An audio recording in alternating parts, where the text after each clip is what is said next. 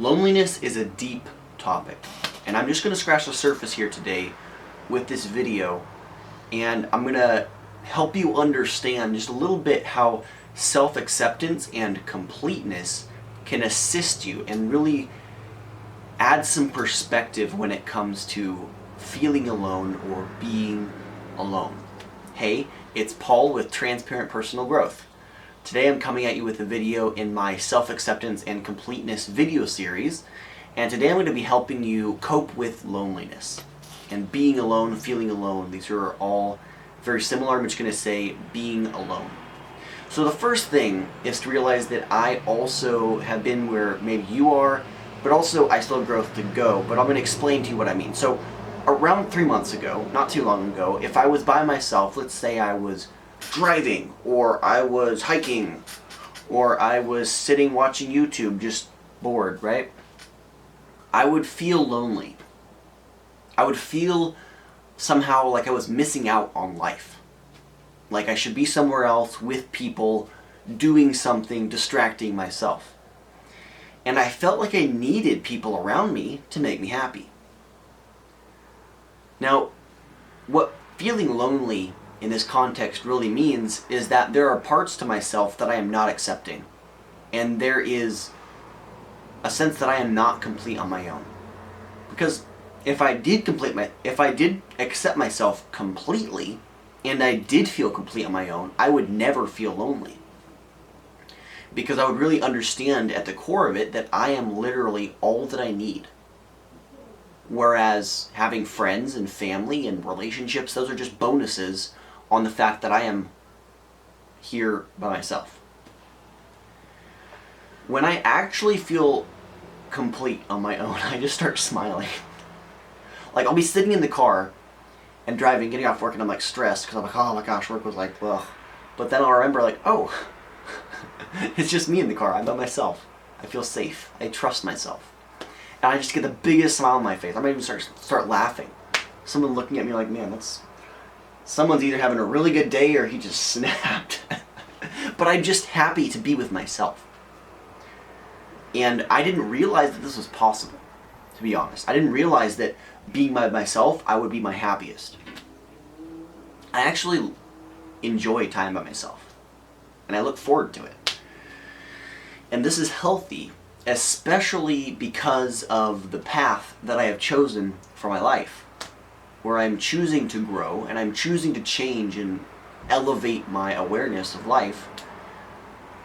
And I'm doing this in ways that the general populace is not. The people that I usually am around at work or when I'm in traffic or whatever, people aren't usually doing this. This isn't normal. And if I was dependent on these people, say at work, if I was dependent on these people to elevate me or to make my mood better or to make me happy, well, it would be really, really difficult, even more so than it is already, to change myself. And why is that? Well, because at the core of it, they aren't changing. And when I change or when you change, you're showing them up. You're showing them that they are lazy and then they are stagnant, that they are static, they are not moving. And they don't like that, obviously. I mean, I wouldn't like that if I saw someone doing that to me. Or if I was in contrast to that, I'm like, holy crap, that person is growing a lot and I'm not, so I'm going to try to drag them down to my level. So we all feel normal. Now, so you can see where this feeling of completeness can be so important. Because if I was dependent on their perspective of me, of how they thought about me, for how I reacted or acted, then I would be severely handicapped when it came to actually making lasting change in my life. So,